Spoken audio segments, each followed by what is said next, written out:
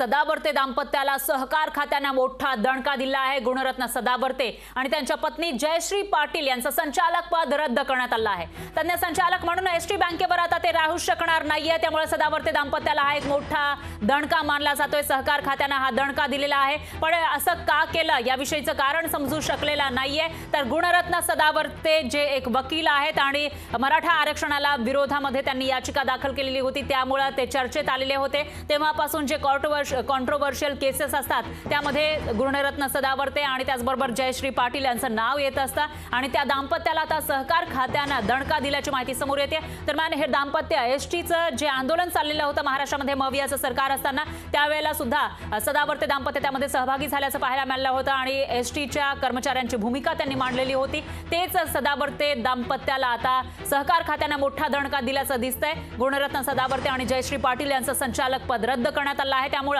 ते हे दोघेही तज्ञ संचालक म्हणून एसटी बँकेवर राहू शकणार नाहीयेत।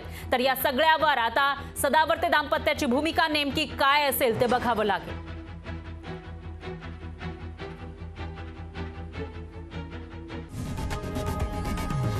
लोकशाही मराठी ऐका, पहा, जागरूक रहा।